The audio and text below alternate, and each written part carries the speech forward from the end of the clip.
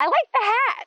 Don't you? I do. I do too. It's not itchy at all, and I've been told this is very specific to this period, as we are in frontier country.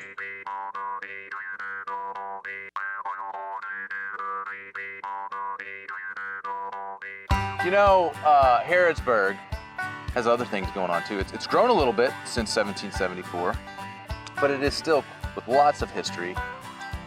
And there's always an and. a brewery, a cidery, Old Beaumont Inn is also here, and a tie-in with some bourbon. I knew there had to be a tie-in to some I always bourbon. tie something in. There's a way to tie it in and tie it on. And Well, Kyle, I am going to go explore the Shaker Village here and learn a little bit more about their history.